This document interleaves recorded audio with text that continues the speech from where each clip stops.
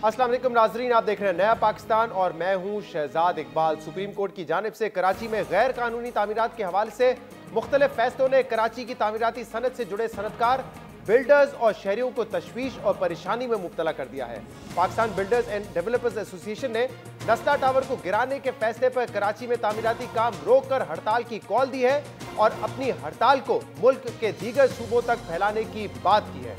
कराची में मुख्तलिफ इमारतों को गिराने से मुतालिक अदालती फैसलों पर नजरसानी की अपीलें की जा रही है और बिल्डर्स अब ये पूछने पर मजबूर हो चुके हैं कि उन्हें बताया जाए कि अगर मुख्तलिफ इदारों से 17 एनओसी देने के बावजूद इमारतों को गिराया जाएगा तो फिर वो अप्रूवल्स के लिए मजीद किसका दरवाजा खटखटाए।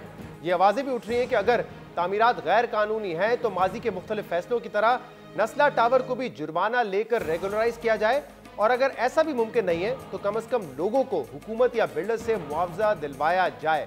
आज सुप्रीम कोर्ट कराची रजिस्ट्री में नस्ला टावर, तिजोरी हाइट्स को गिराने और मिलिट्री लैंड को कमर्शियल मकासद के लिए इस्तेमाल करने समेत अहम केसेस की समाअत हुई। नस्ला टावर में चीफ जस्टिस ने नस्ला टावर को 1 हफ्ते के अंदर गिराकर रिपोर्ट पेश करने का हुक्म दिया है। चीफ जस्टिस गुलजार अहमद ने कमिश्नर कराची इकबाल मेमन से इस्तफसार किया कि इमारत को नीचे से गिराने का क्या तरीका होता है, बताएं इमारत को गिराने का काम कब तक मुकम्मल होगा। जिस पर कमिश्नर कराची ने कहा कि इमारत को गिराने के लिए 200 मजदूर काम कर रहे हैं लेकिन हम कोई टाइम नहीं दे सकते। चीफ जस्टिस ने कमिश्नर कराची को हुक्म दिया कि आप नस्ला टावर को गिराने के लिए 400 लोगों को लगाएं और 1 हफ्ते में इमारत को गिराकर रिपोर्ट पेश करें। आज इस केस की समाअत के दौरान जब जमाते इस्लामी के रहनुमा हाफिज नईमुर रहमान ने रोस्ट्रम पर बात करने और नस्ला टावर मुतासरीन को मुआवजा दिलाने की दरख्वास्त की तो अदालत ने बरहमी का इजहार करते हुए कहा कि अदालत इस बारे में पहले ही फैसला दे चुकी है। अदालत में किसी को सियासी तकरीर की इजाजत नहीं दी जाएगी। हाफिज नईमुर रहमान ने कहा कि सर, आप सिंध हुकूमत को मुआवजा देने पर पाबंद करें, मुतासरीन बिल्डर्स के पीछे कहां भागेंगे। चीफ जस्टिस ने कहा कि आपको इस इमारत में क्या दिलचस्पी है। जस्टिस इजाजुल अहसन ने कहा कि कोर्ट रूम में किसी को सियासत करने की इजाजत नहीं है, आप कोर्ट रूम से चले जाएं। अदालत की सजनिश के बावजूद नईमुर रहमान ने बात जारी रखी तो चीफ जस्टिस ने कहा कि आपको तौहीन अदालत का नोटिस जारी कर देंगे। सुप्रीम कोर्ट ने नस्ला टावर को 1 हफ्ते में गिराने के हुक्म के बाद इमारत को गिराने के अमल में तेजी आ गई। आज नस्ला टावर के बाहर बिल्डर्स और डेवलपर्स एसोसिएशन ने मुजाहरा किया जिसके बाद मुजाहिरीन को मुंतशिर करने के लिए लाठियां बरसाई गई और उन्हें आंसू गैस शेलिंग का भी सामना करना पड़ा। आज आबाद की तरफ से अखबारों में दिए गए इश्तिहारात में हुकूमत से अपील की गई है कि कराची में तामीराती सनत मुश्किल में है, कानूनी तौर पर मंजूर शुदा इमारतों को गिराया जा रहा है, बताया जाए इमारतों की तामीर के लिए मंजूरी कहां से ली जाए।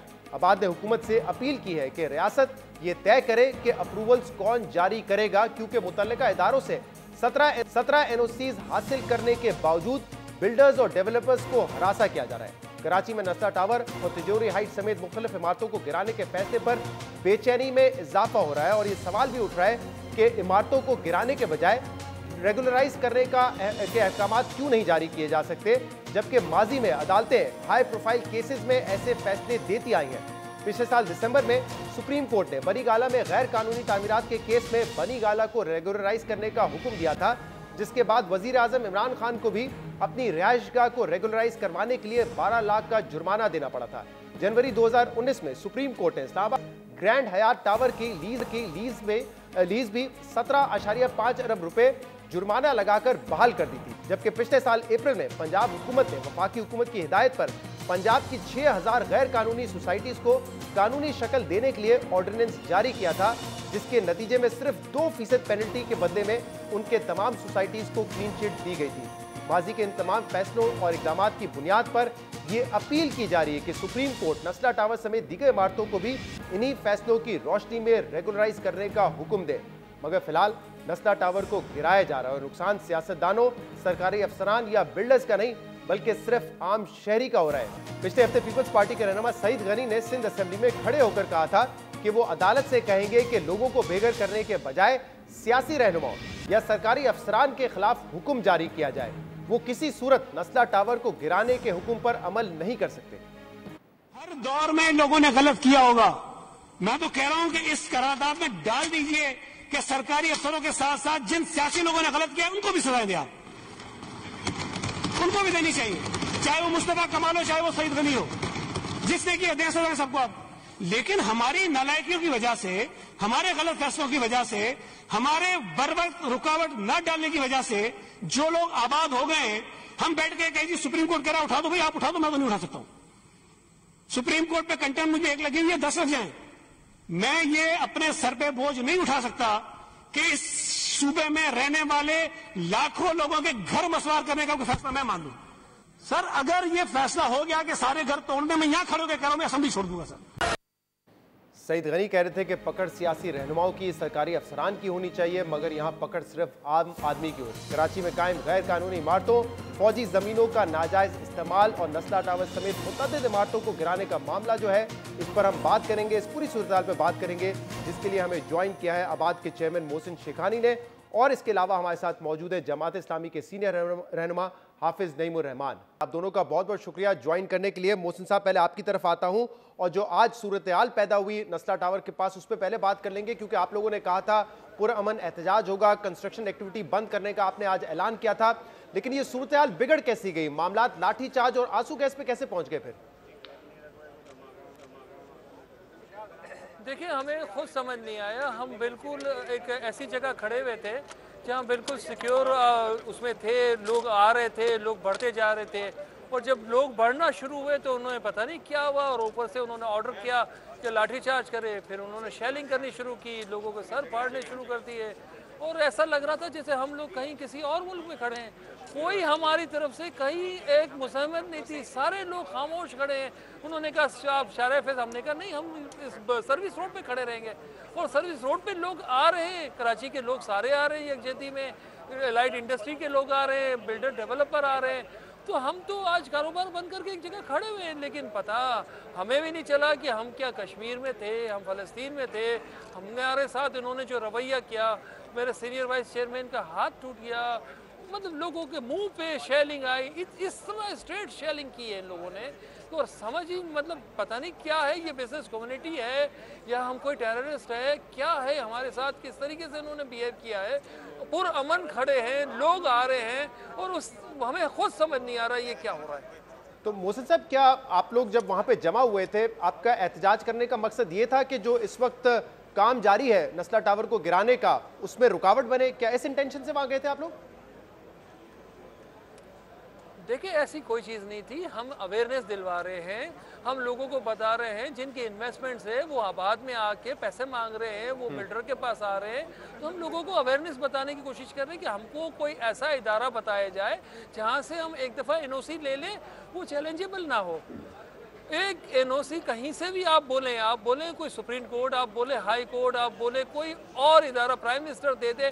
इसके बाद जब पब्लिक के पैसे इन्वॉल्व हो जाते हैं, और अगर उनके चीज़ों में बाद में केसेस निकलेंगे कि हम अप्रूवल के बाद भी नैब के केस, एंटी करप्शन, कोर्टों के, एनजीओस ब्लैकमेल कर रही है, तो कैसे कारोबार होगा? हम तो कह रहे हैं लीगल कंस्ट्रक्शन को प्रोटेक्शन कैसे देंगे आप? आपको कोई एक इदारा बनाना पड़ेगा जो इन चीज़ों को देखे और जिम्मेदार हो। यहाँ तो हर आदमी कहता है कि हमने विड्रॉ कर ली, एनओसी ख़त्म हो गई। 17 एनओसी लेने के बाद, लैंड ओनिंग एजेंसियों के पास जाने के बाद ये काम हो रहा है, और इलीगल कंस्ट्रक्शन इस शहर में जो हो रही है, और जो पिटीशन है जमात इस्लामी की जिस पे ये काम हो रहा है, तो आप समझे आज भी कोई उस पर मतलब लाखों चीज़ें मतलब तबाह हो रही हैं। कहीं इंक्रोचमेंट जहाँ है पार्कों पे, वहाँ कोई काम नहीं हो रहा, और जहाँ पे इलीगल बिल्डिंग बन रही है वहाँ कोई नहीं पूछ रहा, और लीगल बिल्डिंग्स पे ये इश्यूज आ रहे हैं। तो आपने आज अपनी अपील में भी ये कहा है, आपके इश्तिहारात भी आए हैं कि 17 एनओसीज हम हासिल कर लेते हैं, पब्लिक का पैसा आ जाता है, और फिर अदालत की तरफ से अगर ये फैसला आता है कि बिल्डिंग को गिरा दे, मसमार कर दे, तो उसमें सबसे ज़्यादा नुकसान तो उन शहरियों का होता है जिन्होंने अपना पैसा वहाँ पे इन्वेस्ट किया होता है। तो आज आपको इस बात की अब उम्मीद नहीं है कि जो नस्ला टावर का मामला है वो आप गिरने से बचा लेंगे, क्योंकि आज कोर्ट ने तो कह दिया है कि 1 हफ्ते के अंदर गिरा के रिपोर्ट जमा करवाई जाए? नहीं, उसमें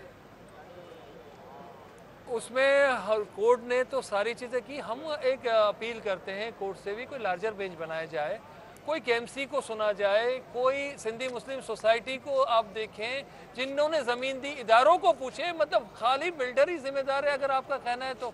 हम तो अपनी चीज़ को डिफाइन करने के लिए कि ये केएमसी की लैंड है, ये सिंधी मुस्लिम सोसाइटी को 1957-57 में पाकिस्तान बना उस वक्त की ज़मीनें हैं, तो हम क्या करें, हमारे पास क्या वसाइल है? हम तो एक वेरिफिकेशन आप देते हैं, वो लेते हैं, इसकी अप्रूवल लेते हैं, इसकी पेमेंट करते हैं, मार्केट में ख़रीदते हैं, इसके इश्तिहारात देते हैं, उसके बाद मास्टर प्लान अप्रूव करता है, उसके बाद 17 एनओसियाँ होती है, और एक दिन में आप कहें कि नाले पे बिल्डिंग नहीं थी, फिर कहा रोड पे है, रोड पे भी हमने कहा रोड भी पूरे हैं, उसके बावजूद ये हो रहा है।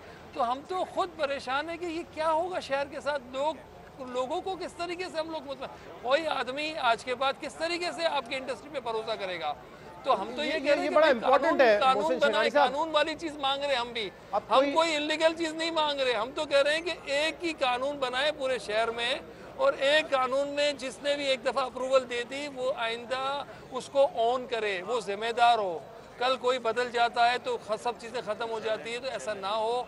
लोगों को खुदारा सिक्योर करें। ये कराची के लोगों का ओवरसीज़ पाकिस्तानी की इन्वेस्टमेंट्स हैं, कौन पैसे का भेजेगा पैसे, और आप अपने बिजनेस कम्युनिटी के साथ इस तरह अगर बिहेव करेंगे, इस तरह उनको मारेंगे, पुरअमन खड़े में वो भी ना खड़े रहें, तो क्या होगा? मतलब लेकिन मैं ये बड़ी इंपॉर्टेंट बात है कि कौन पैसा इन्वेस्ट करेगा, कौन अपना मकान खरीदने के लिए आएगा। अगर वो 17 एनओसी देखता है, बिल्डर उसको वो एनओसी दिखाता है, फिर भी उसके अपार्टमेंट को मसमार करने का ऑर्डर आ जाता है, तो अब क्या करे कोई शहरी जो कि इन्वेस्ट करना चाहता है, जो अपना अपार्टमेंट खरीदना चाहता है, वो क्या कोर्ट से जाके भी एनओसी हासिल करे? क्योंकि जो बिल्डर उसको एनओसी दिखा रहा है उस पर तो अब एतबार नहीं किया जा सकता।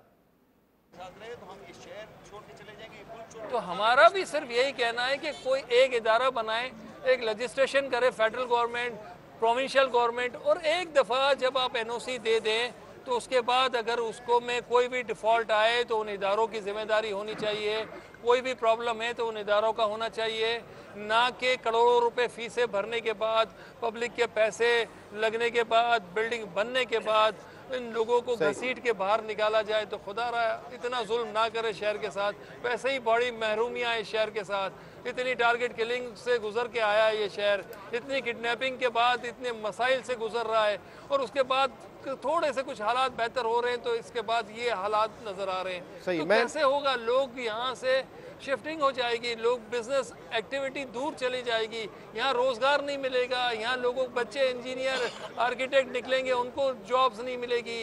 यहाँ पे इंडस्ट्री में कच्ची आबादियाँ जो 56% है, मुझे लगता है वो 70-80% हो जाएंगी, इसलिए कि जब आप घर नहीं देंगे तो कहीं तो रहेगा ना आदमी।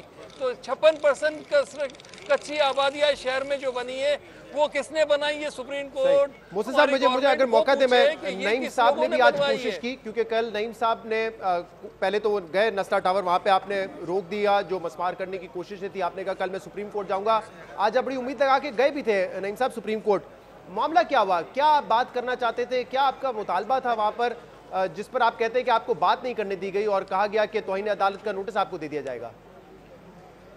देखिए, सीधी बात ये, मैं तो ऑनरेबल चीफ जस्टिस साहब की खिदमत में गया था इसलिए कि किसी भी तरीके से कंपनसेशन मिल जाए पहले उन लोगों को जिनको वहां से निकालने पर मजबूर कर दिया गया है, और अमलन उनकी बिजली काटी, गैस काटी और उनको गिराना शुरू कर दिया। तो जाहिर है, तो हम तो ये चाहते थे कि जो सुप्रीम कोर्ट उसको गिराने में इतना इंटरेस्टेड है और बार बार ये कह रहे हैं कि कितना गिरा है, पहले बम से उड़ा दो, फिर कराची भर की मशीनरी लेकर जाओ और उड़ा दो, ठीक है, आपका एक व्यू है, लेकिन आपका दूसरा फैसला कि कंपनसेशन दी जाए तो उस पर क्या अमल दरामद हुआ है। और दूसरी बात ये कि ये कहना कि बिल्डर से पैसे ले लो, तो मैंने वहां पर यही अर्ज किया कि चीफ जस्टिस साहब, आप सिंध हुकूमत को पाबंद करें कि वो इनको कंपनसेशन दे, ताकि कम से कम जो मुतासिरीन है जिनका कोई कसूर नहीं है, जिन्होंने सारी एनओसी देखने के बाद इन्वेस्टमेंट की, अपनी जमा पूंजी लगाई है, और middle class, lower middle class के लोग हैं, तो लेकिन वो मेरी बात सुनने के लिए तैयार नहीं। उन्होंने कहा कि हम फैसला कर चुके हैं। तो मैंने कहा जब आप फैसला कर चुके हैं तो आप ये वाला फैसला करवाएं। तो उन्होंने फिर मुझसे मेरा नाम पता पूछना शुरू कर दिया, मैंने उनको बताया, फिर उन्होंने कहा मैं तौहीन अदालत तक आ दूंगा, मैंने उस पर एतराज नहीं किया। फिर लेकिन मैं आखिर वो डांटते रहे, मैं बोलता रहा, वो डांटते रहे, मैं बोलता रहा कि आप ये ना करें, आधा इंसाफ नहीं होना चाहिए और लोगों को कंपनसेशन मिलनी चाहिए। भाई मैं तो इस खुशफहमी में गया था कि काश वो मुझसे बात करते तो मैं उनसे कहता कि आप जो कई महीने से 1.5-2 साल से ये पूरा काम कर रहे हैं, आते हैं और हैपजर्ड वे में चीजें होती हैं, कभी ये महकमा बुला लिया, कभी वो महकमा बुला लिया, तो अमलन हुआ यह है कि टूट फूट के अलावा, मलबा बनाने के अलावा कराची में कोई पॉजिटिव काम इस पूरी कार्रवाई के नतीजे में नहीं हुआ। मैं उन्हें सजेस्ट करता है कि जमात इस्लामी ने इस शहर की तामीर की है, जमात इस्लामी के पास ये मॉडल मौजूद है कि जब लियारी एक्सप्रेसवे बना तो 14,000 फैमिलीज का सर्वे भी हुआ और उनको कंपनसेशन भी मिली, उनको मुतबादिल जगह भी मिली, और ये काम लेकिन नईम साहब, अगर आप कंपनसेशन के हवाले से बात करने गए थे तो ऑनरेबल जजेस तो पहले ये कह चुके हैं ना कि जो रिहायशी थे, जो मुतासरीन है, उनको कंपनसेशन मिलेगा। नहीं, कहां से मिलेगा, कैसे मिलेगा, कोई मैकेनिज्म नहीं है ना। मैं यही अर्ज कर रहा था उनसे कि आप सिंध हुकूमत को कहें कि वो ये दें उनको। आप कहते हैं कि बिल्डर से लो, बिल्डर नहीं है तो हाई कोर्ट जाओ, हाई कोर्ट में कुछ सुनने के लिए तैयार नहीं है, 20-20 साल मुकदमे चलते हैं। ऑनरेबल चीफ जस्टिस तो ये बात जानते हैं ना अदालतों का निजाम कितना गलत है। सईद गनी साहब तो आज ये कह चुके हैं, सईद गनी साहब ये कह चुके हैं कि सिंध हुकूमत के पास तो पैसा नहीं है देने के लिए मुतासरीन को। भाई अगर वो ये कह चुके हैं तो फिर कौन देगा? सुप्रीम कोर्ट के पास आईनी तौर पर ये इख्तियार मौजूद है कि वो सिंध हुकूमत को पाबंद कर सकती है। तो जब वो नस्ला टावर गिराने पर इतनी बात करना है और उसके लिए तमाम मशीनरी का इस्तेमाल, और नीचे से क्यों गिरा रहे हो, ऊपर से क्यों नहीं गिरा रहे, बम से क्यों नहीं उड़ा रहे, ये सब चीजें चल रही हैं, तो ये क्यों नहीं कह देते कि एक दफा सिंध हुकूमत इनको पैसे दे दे, खजाने में कमी थोड़ी आ जाएगी, बाद में बिल्डर से वसूल करती रहे। नंबर 1। नंबर 2 बात यह है कि भाई एक अदालत, 2 कानून कैसे चलेंगे?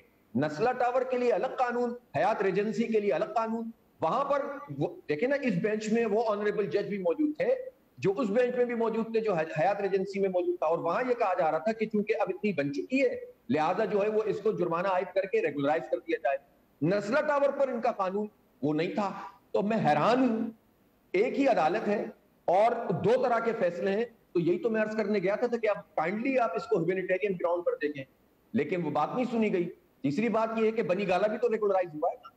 चौथी बात यह है कि इस शहर के अंदर तो और बहुत सारी जगह ऐसी, हाँ, हमने अपने प्रोग्राम में बताया है कि पंजाब में भी कई ऐसी स्कीम्स हैं जिनको रेगुलराइज किया जा रहा है। तो मोहसिन शेखानी साहब, किसी मौके पे बिल्डर्स ने क्या ये कहा अदालत को कि अगर कोई मामला है, कोई फीस लेके पेनल्टी लगा के रेगुलराइज किया जा सकता है ताकि जो रिहायशी है उनको नुकसान ना हो? ये प्रपोजल गया था आप लोगों की तरफ से अदालत में?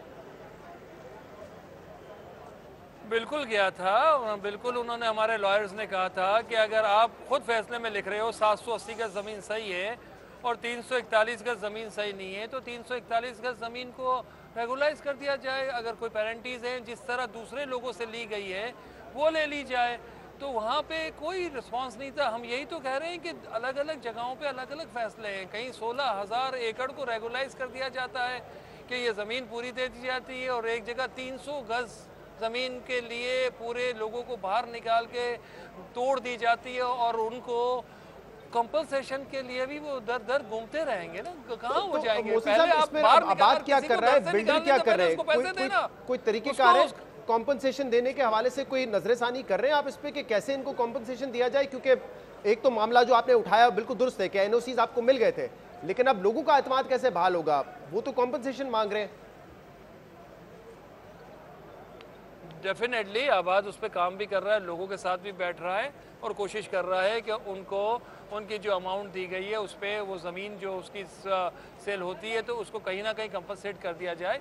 लेकिन ये सारा काम आबाद का थोड़ी है, जो अप्रूवल अथॉरिटीज़ का है, जिन्होंने अप्रूवल दिए, जिन्होंने करोड़ों रुपए फीसें ली है, और जिन्होंने इतने पैसे लेने के बाद एक अप्रूवल दी लैंड ऑनिंग एजेंसी, जिसके ऊपर ब्लेम आ रहा है कि तुमने पैसे नहीं दिए। सिंधी मुस्लिम सोसाइटी ने, जिसने इसका टाइटल दिया है 1180 गज का, उसको आप बुलाया नहीं उसको कोर्ट में। इज द रिस्पॉन्सिबल, जिसने ज़मीन मुझे बेची है, मैंने वो ज़मीन खरीदी है, उसको नहीं बुला रहे हैं, अथॉरिटीज़ को नहीं बुला रहे, और बिल्डिंग टूट रही है। तो डेफिनेटली हमें नज़र लोगों को आ रहा है कि पता नहीं क्या है, तो हम कह रहे हैं कि इसमें लार्जर बेंच बना दें। मोहसिन साहब, इसमें एक नुक्ता ये भी है ना, को मुतमईन भी हो, कराची के लोगों को लगेगा कि हाँ हमारे साथ इंसाफ हो। इसमें एक इल्जाम ये भी तो लगता है कि अक्सर ये एनओसीज जो है कि पैसा खिला के वो एनओसीज हासिल कर ली जाती हैं, गलत तरीके से हासिल कर ली जाती हैं। तो वो जो एनओसी होती है बेसिकली वो मिलनी नहीं चाहिए, लेकिन क्योंकि बिल्डर जो है वो जो सरकारी ऑफिसर्स हैं उनको पैसा खिला के एनओसी हासिल कर लेते हैं। ऐसे मामला भी तो होते हैं ना शहर में। बिल्कुल होते होंगे, लेकिन मैं इसीलिए तो कह रहा हूं कि मुझे आप बता दें, सुप्रीम कोर्ट बता दे कि कौन सा ऐसा महकमा है जहां से मैं ले लूं और उसको सच्ची मानी जाए, और वो कौन सा महकमा है जिसमें पैसे नहीं दिए जाएंगे। हमें भी तो बताएं। हम तो ये चाह रहे हैं, हम और कौन सी बात कर रहे हैं? हम तो कह रहे हैं कि कोई कानूनी बात करते हैं, कोई लीगलाइज बात करते हैं। हम कहाँ कह रहे हैं कि नहीं, हम तो कह रहे हैं इलीगल चीज़ों को रोकें शहर में, और कानून को कोई एक एनओसी ऐसी दे, वो सुप्रीम कोर्ट दे, हाई कोर्ट दे, फेडरल गवर्नमेंट दे, प्रोविंशियल गवर्नमेंट दे, जिसको कोई चैलेंज ना करे। ये लोगों के पैसे हैं, आम आदमियों के पैसे हैं, ये एतमाद की चीज़ें हैं, ये ख़त्म हो जाएगी, इंडस्ट्री बंद हो जाएगी कराची से, लोग छोड़ देंगे कंस्ट्रक्शन एक्टिविटीज़। नईम साहब, आपने सुना होगा 2 दिन पहले सईद गनी साहब ने सिंध असेंबली में खड़े होकर ये कहा कि जो सरकारी लोग हैं उनकी गलती है तो उनको भी बुलाएं, उनको भी सजा दें, अगर उनकी सरपरस्ती सियासतदान कर रहे थे तो उनको भी सजा दें। लेकिन यहाँ तो मामला बिल्डर और आखिर में आके इन्वेस्टर या जो रिहायशी होता है उस पर आके रुक जाता है। किसी ऑफिशियल को तो अभी तक सजा नहीं हुई है। कोई इस बात की उम्मीद है कि जो सरकारी मुलाजमीन जिन्होंने एनओसी जारी किए उनके खिलाफ भी कोई कार्रवाई होगी? यही तो अलमिया है कि किसी एक मुजरिम के खिलाफ कार्रवाई नहीं हुई है, किसी एक लैंड ग्रेबर के खिलाफ कार्रवाई नहीं हुई है। इतने ये सियासतदान भी इसमें मौजूद रहे ना। चाइना कटिंग जो देखें, ये नस्ला टावर का तो सो मोटो एक्शन था जो सुप्रीम कोर्ट ने लिया, लेकिन जो चाइना कटिंग हुई थी, जो पार्कों पे कब्जे थे, जो प्लेग्राउंड पे कब्जे थे, जो सड़कों पे कब्जे थे, एमिटी प्लॉट्स पर, उस पर तो जमात इस्लामी ने वर्किंग करके सुप्रीम कोर्ट की मदद की थी। उस वक्त तो डरते थे सारे जजेस। साफ बात है, 12 मई का जो बना था ना उस वक्त बेंच, उसकी सुनवाई नहीं हो सकी थी खौफ की वजह से। उस वक्त तो हम जान हथेली पर रखकर चीजें बना के दे रहे थे कि ये सब कुछ शहर बर्बाद हो रहा है। उस वक्त कोई नहीं रोक रहा था, और जिन लोगों ने ये काम किया तो उसको कोई सजा नहीं देता। अब जब एंड यूजर आ गया, लेकिन मैं अब ये कहता हूँ कि जिनके पार्क पे कब्जे हैं वो खत्म हो, लेकिन उससे पहले कंपनसेशन, उससे पहले मुतबादिल फराहम किया जाए। एंड यूजर का कोई मसला नहीं है। शहजाद, मैं आपसे कहना चाहता हूं कि मैं ऑनरेबल चीफ जस्टिस की खिदमत में यह अर्ज करता कि कराची का इशू मर्दमशुमारी है, कराची का इशू जाली डोमिसाइल है, कोटा सिस्टम है। कराची का इशू यह है कि पानी का 16 साल से खतरा पानी का इजाफा तीनों चारों जमातों ने नहीं किया। कराची का इशू यह है कि केसीआर के जाली इफ्तिताह पीएम कर रहे हैं। कराची का इशू यह है कि कराची का इंफ्रास्ट्रक्चर तबाह है या ट्रांसपोर्ट नहीं है। आप कराची के ऊपर कितनी हियरिंग कर चुके हैं, किसी एक मसले की तरफ भी बिल्कुल कंसंट्रेटेड एफर्ट नहीं हुई है। ठीक है, बहुत बहुत शुक्रिया, बहुत बहुत शुक्रिया हाफिज नईम साहब, बहुत बहुत शुक्रिया मोहसिन शेखानी साहब। अहम मामला है, आखिर में जो शहरी हैं जो वो सबसे ज्यादा मुतासर हुए हैं। सुप्रीम कोर्ट कहता है कि हमने फैसला कर दिया है, और सुप्रीम कोर्ट ने आज ये भी हुक्म जारी कर दिया है कि 1 हफ्ते के अंदर नस्ला टावर को गिरा के उसकी रिपोर्ट जो है सामने रखी जाए। प्रोग्राम में शामिल करते हैं ब्रेक, इसके बाद मजीद बात करेंगे। हमारे साथ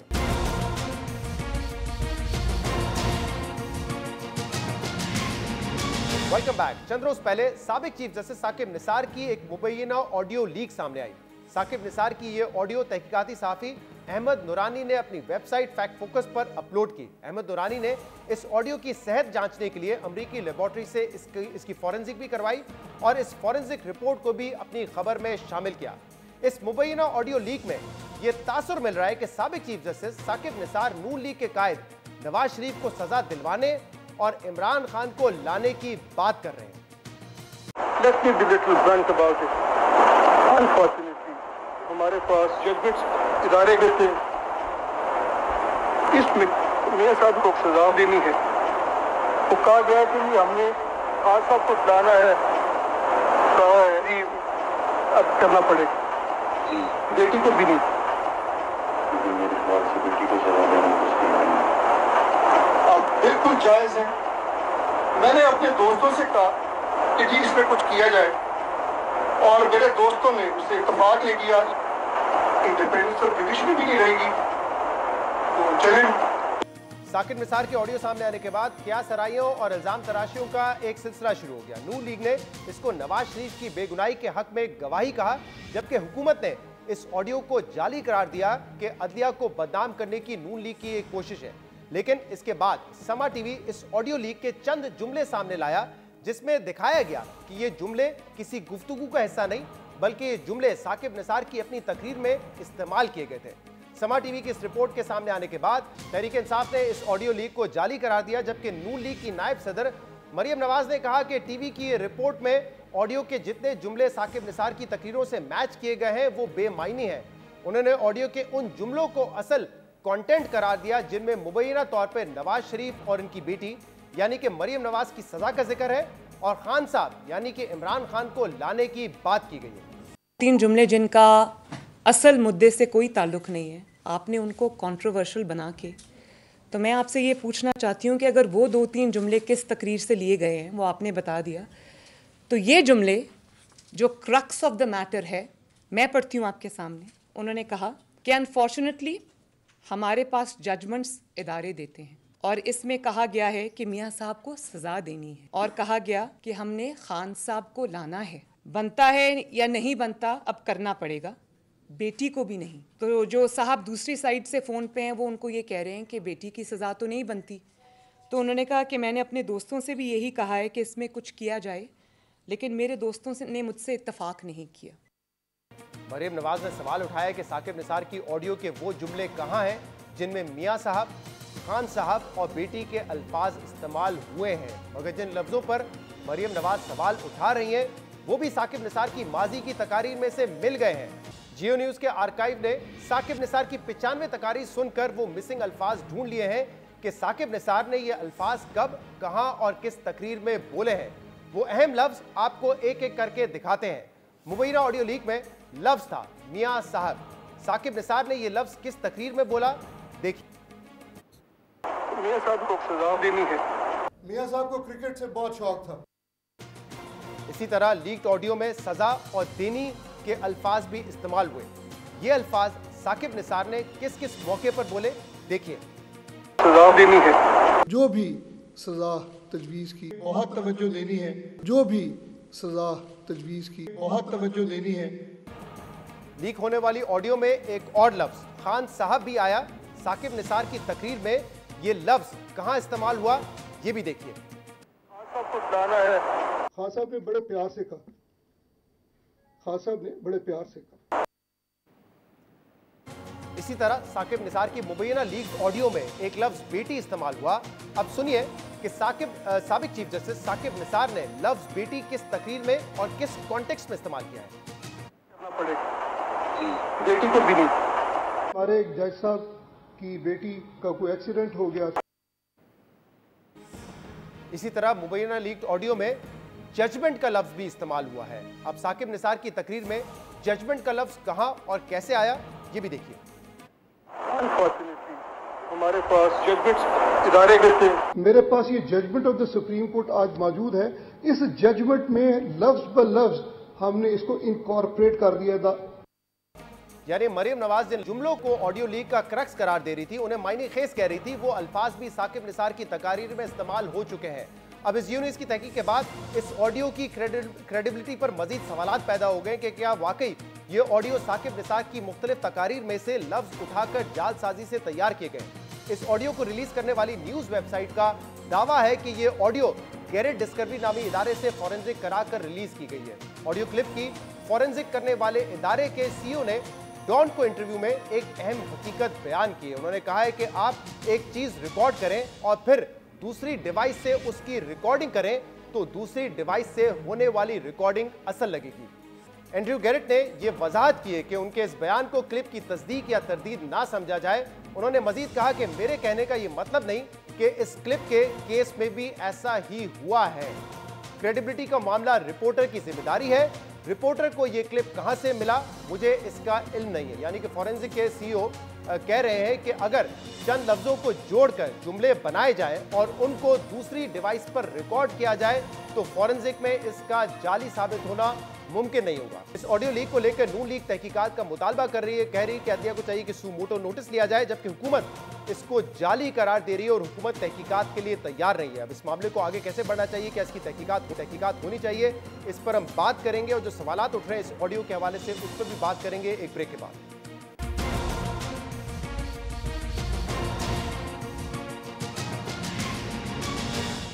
नाज़रीन, साबिक चीफ जस्टिस साकिब निसार की ऑडियो लीक के हवाले से, मुबैना ऑडियो के हवाले से सवालात उठ रहे हैं।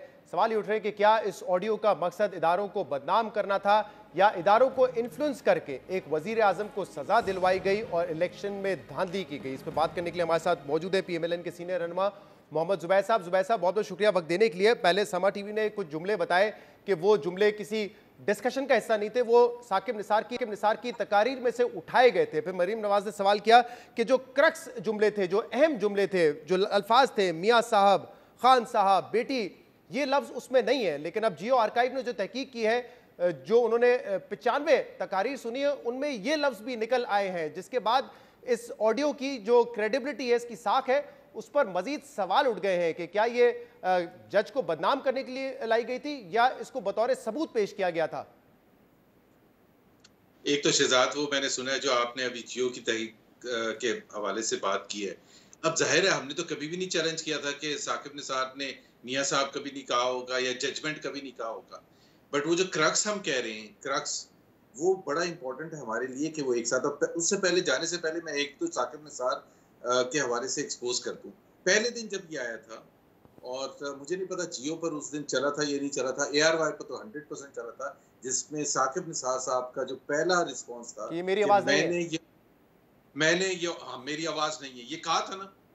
सो पहले तो साकिब निसार खुद ही उन्होंने अपनी क्रेडिबिलिटी जीरो कर दी है ये कह के कि ये अल्फाज नहीं है। अब बाकी सब चैनल और खासतौर पर जब समा ने शुरू किया और आज आप लोग ये कह रहे हैं कि हाँ आवाज उनकी है लेकिन इधर उधर से जोड़ी हुई है। सो पहले तो क्रेडिबिलिटी पहले ही शटर हो गई है, जीरो हो गई है। जो मेन जो शख्स है जिस पर इल्जाम लग रहा है वो पहले दिन अपनी आवाज का कह रहा था कि ये मेरी नहीं है। So his case stands totally destroyed as a result of not accepting कि ये मेरी आवाज है। ठीक है, दूसरी बात ये है कि बड़ा आसान है, इसमें कोई इतने मुश्किल बात तो नहीं है। हम कोई 2020 में तो रह नहीं रहे हैं। एक फोरेंसिक रिपोर्ट कहीं से आई थी और वहां को वो कहते हैं कि जी चैलेंज किया था। अब क्वेश्चन ये है कि हुकूमत वक्त है एक तरफ और दूसरी तरफ कोर्ट्स हैं। दोनों में से कोई भी, और खासतौर पर कोर्ट, क्योंकि कोर्ट ने तो बहुत आगे बढ़ चढ़ के बहुत से सुओ मोटो लिए हैं, ये इसके इम्प्लीकेशंस बहुत फार रीचिंग है, सिर्फ शॉर्ट टर्म में नहीं, मीडियम टर्म में नहीं, लॉन्ग टर्म में। कि क्या इलेक्शन 2018 मैनिपुलेट किया गया था? क्या उसमें साकिब निसार जो कि चीफ जस्टिस ऑफ पाकिस्तान थे, क्या उनका एक बहुत भरपूर रोल था या नहीं था? हमारी नजर में तो था। इस ऑडियो टेप के आने से पहले भी हम कहते थे, आपको पता है हम पिछले 3 साल से कह रहे थे, और उनके एक्शंस उससे पहले भी आप कह रहे थे, और बहुत सारी कई बातें उस दिन मरीम नवाज साहिबा ने अपनी प्रेस कॉन्फ्रेंस में दोहराई। वो बातें अपनी जगह पर मौजूद हैं, वो सवाल बड़े रेलेवेंट है जो आप लोगों ने उठाए। लेकिन फिलहाल तो हम इस ऑडियो को लेकर बात करें जिसको आप कह रहे हैं कि ये 5वीं गवाही आपके हक में आई है। एक तो ये कि इसमें जो क्रक्स वर्ड है, अब ये बात की जा रही है ना कि जैसे मियां साहब का लफ्ज है, खान साहब का लफ्ज है, बेटी का लफ्ज है, उन लफ्जों को मिला के छोटे छोटे जुमले तैयार किए गए हैं, जिसके बाद इस ऑडियो की जो साख है उस पर सवाल उठ गया है। आप ठीक कह रहे हैं कि हुकूमत को चाहिए कि तहकीकात करें, हम तो तहकीकात का मुतालबा कर रहे हैं, लेकिन सियासी मैदान में भी तो आप इस पर बात कर रहे हैं ना, तो आपकी नजर में अब किसकी क्या क्रेडिबिलिटी रह जाती है फिर? एक तो क्रेडिबिलिटी सबसे पहले तो मैंने कहा ना, साकिब निसार ने खुद ही जीरो कर दी बाय सेइंग कि ये उनकी आवाज नहीं है। तो उसी वक्त क्वेश्चंस रेज होने शुरू हो गए कि दूसरे दिन वो शुक्रिया अदा कर रहे हैं समा का। भाई शुक्रिया अदा किस बात पर कर रहे थे? एक तरफ वो कहते हैं मेरी आवाज नहीं है और फिर दूसरी तरफ कह रहे हैं शुक्रिया समा का। तो एक आप कह रहे हैं कि हम किस बेसिस पर कह रहे हैं, हम इसी बेसिस पर कह रहे हैं। और दूसरी बात यह है कि इतना लंबा चौड़ा तो जाने की जरूरत ही नहीं है। ये 1 हफ्ते 10 दिन 15 दिन की बात है। आप 4 या 5 सिंगापुर की कंपनी सुने बड़ी अच्छी होती है, यूएस की कंपनी, यूएस में बड़ी फोरेंसिक कंपनीज हैं, यूके में होंगी, आई एम श्योर स्विट्जरलैंड में होंगी, 5 6 7 ले लें और आके बता दें। लेकिन देखिए ना, वो जो गैरेट डिस्कवरी है जिसे अहमद दुरानी साहब ने इसकी फॉरेंसिक भी करवाई, वो बड़े जिम्मेदार साफी हैं, लेकिन वो जो सीईओ है गैरेट डिस्कवरी के, वो खुद कह रहे हैं कि अगर एक चीज रिकॉर्ड की गई है उसको फिर आप दूसरी डिवाइस से रिकॉर्ड करेंगे तो उसके ऊपर नहीं बताया जा सकता कि क्या ये टेम्पर हुई है, एडिट हुई है, वो असली ही लगेगी। मैं मान गया अहमद दुरानी ये क्लेम करते हैं कि जी ये सही है, साकिब निसार साहब कहते हैं कि ये सही नहीं है। फिर बीच में 2 मेजर इंस्टीट्यूशंस आते हैं, एक हुकूमत पाकिस्तान है जिनके ऊपर इल्जाम है कि चोरी करके इमरान खान ने बेनिफिट किया था, क्योंकि ही इज बेनिफिशियरी, हमारी नजर में he is beneficiary of the manipulation of 2018 elections. उनको सबसे आगे बढ़ के वो कहते हैं ना, मैं न्यूट्रल एम्पायर मैंने शुरू किए थे, तो वो इनिशिएट करें और आगे न्यूट्रल एम्पायर के तौर पर आगे हुकूमत आपके ऊपर इल्जाम लगा रही है कि आप लोगों ने ये एडिटेड वीडियो बनाई है, ऑडियो बनाई है जुडिशरी को मलाइन करने के लिए, जज को मलाइन करने के लिए, और आप खुद ये तस्लीम कर रहे हैं कि फिलहाल हम इस ऑडियो को किसी कोर्ट ऑफ लॉ में नहीं लेके जाना चाहते। आप हुकूमत से तो तहकीकात का मुतालबा कर रहे हैं लेकिन खुद नहीं लेके जा रहे आप। शहजाद, ये कोई पहली दफा तो है नहीं, जिस तरह हमने कहा शौकत सदीकी का कोई हमने तो नहीं बयान हल्फी दिलवाया था, सुप्रीम कोर्ट ने आज तक उसकी डेट नहीं लगाई है। आप मुझे बताएं ना कि अगर हम कोर्ट में लेके जाते तो शौकत सदीकी की पहले आज से 1 साल पहले की पिटीशन पड़ी हुई है, उस पर तो उन्होंने कुछ किया नहीं है, तो वो हमारे उस पर एक्शन पर क्यों नहीं किया? वो सिटिंग जज थे, सीनियर जज थे इस्लामाबाद हाई कोर्ट के। फिर अरशद मलिक को आपने फारिग कर दिया, नौकरी से निकाल दिया, लेकिन जजमेंट को बरकरार रखा।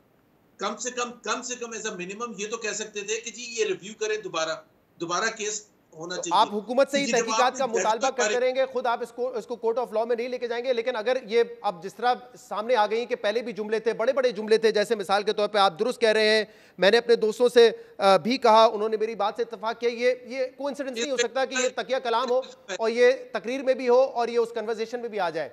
तो आपको नहीं लगता अब सवालात, उंगलियां आपकी तरफ उठेंगी कि ये एडिटेड वीडियो किसने बनाई है और नून लीग ने अपने फायदे के लिए बनाई है, बेनिफिट लेने के लिए बनाई है? शौकत सिद्दीकी का हमने बेनिफिट लेने के लिए किया था। ऑडियो पे बात कर रहे हैं, वो मैंने कहा कि वो बड़े रेलेवेंट सवाल हैं जो आपने पहले उठाए हैं, वो तो एक तरफ है ही, इस ऑडियो के हवाले से बात कर रहा हूं। भाई आप इस टेप को भी छोड़ दें, शौकत सिद्दीकी की पिटीशन ले लें, उसमें वही इल्जामात लगाए गए हैं ना, मोर और लेस जो इसमें है, और पता चल जाएगा कि साकिब निसार का रोल था क्या। और साकिब निसार ने तो खुद अपनी क्रेडिबिलिटी जीरो कर दी है। एक former chief justice of Pakistan ये कह रहे हैं ये मेरी आवाज ही नहीं है। बहुत बहुत शुक्रिया मोहम्मद जुबैर साहब कह रहे हैं कि पहले साकिब ने मेरी आवाज़ नहीं है, बाद में वो समा टीवी को क्रेडिट दे रहे थे। अहम बात यह कि जो बहुत सारे सवाल उठाए गए थे मरीम नवाज की जानिब से, वो वैलिड सवाल थे, उनके जवाब आना भी ज़रूरी है। लेकिन जो ऑडियो का मामला है, ऑडियो की साख में सवाल उठ गए, क्योंकि बहुत सारे ऐसे जुमले जो तकारीर में थे वो इस ऑडियो में है, और बहुत सारे अल्फाज जो इस ऑडियो में इस्तेमाल किए गए थे वो भी हमने आपको बताया कि कैसे और कब साकिब निसार ने अपनी माजी की तकारीर में इस्तेमाल किया। आज के प्रोग्राम में इतना ही, इजाज़त दीजिए, अल्लाह हाफ़िज़।